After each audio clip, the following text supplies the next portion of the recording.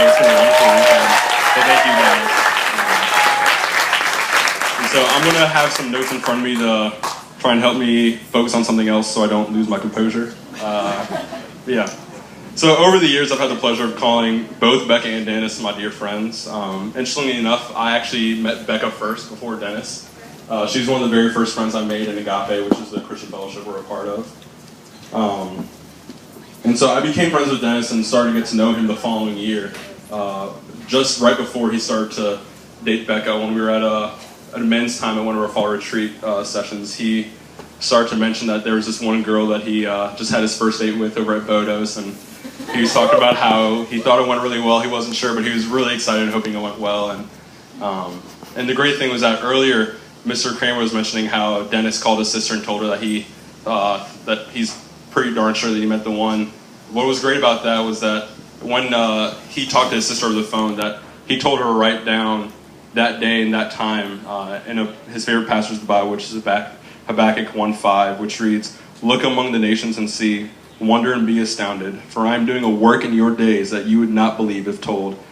And I just feel like that really summarizes really well the course of the relationship, because it's been great seeing how God has really made his plan apparent to each of them and how he's put them together and really shown his love through the two of them and how they've been together. And so Dennis and I, we began living together the following year, my third year and his fourth year, and that's where I truly got to know him. That's where we shared dozens of meals at 1 a.m. from Wendy's and Little John's. That's where we watched High School Musical 3 and went to Agape dressed as Zac Efron. That's where that's where he bought a whole entire cake for himself when he was training for a marathon and just ate it all by himself. And that's where also Dennis developed a fashion taste that made Becca cringe, from the denim shirt to the inappropriately short shorts and finishing with his satchel hat. But in living with Dennis, I learned more about him than a few of those things. I also witnessed his influence in other people. He's always been able to sit and talk to anyone and encourage them through their hardships and through their joys. As I look back and reflect on some of my hardest and happiest times in college, Dennis was always the one who was always there first to encourage me. I know I can say that my time in college was not the same if I hadn't met Dennis.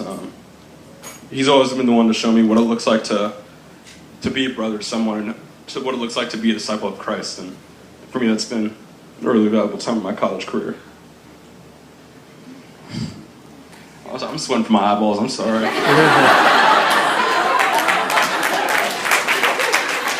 But as I look forward to living in Richmond, about 5 blocks away from Dennis and Becca, going to BC with Becca, go Rams. I'm excited to see how God continues to bless them and challenge them in the near future. So I don't have a glass in front of me, but if you all could raise your glasses in a toast. And to Dennis and Becca, we pray that God continues to bless and challenge you guys, and that you two grow to love one another more and love each other more than anything else in this world, but love Christ more than one another. So to Dennis and Becca.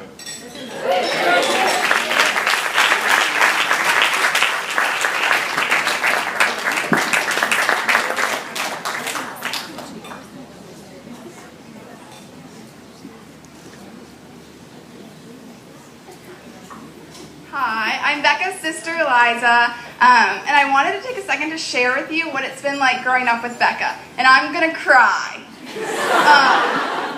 It's hard putting 19 years of growing up into words, but for starters, I have loved having a sister.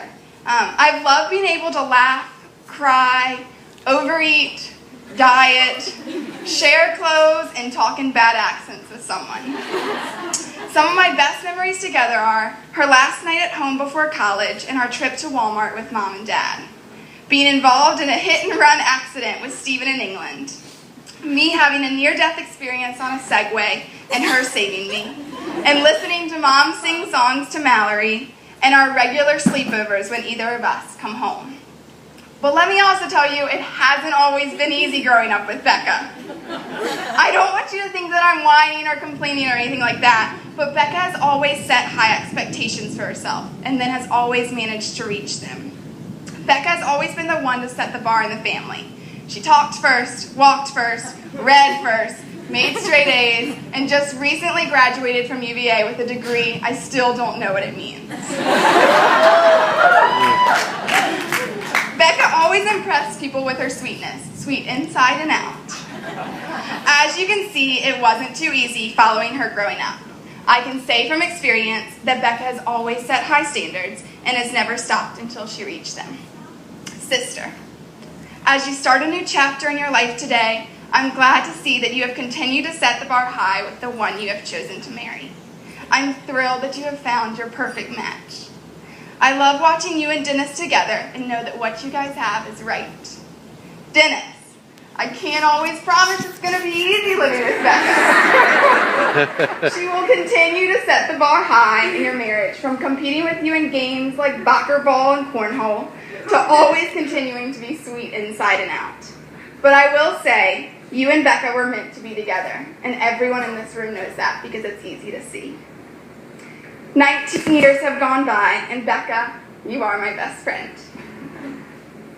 I am so thankful you two have found the one who loves you more than words can describe. Dennis and Becca, I'm so thankful for you. And congratulations, I love you both.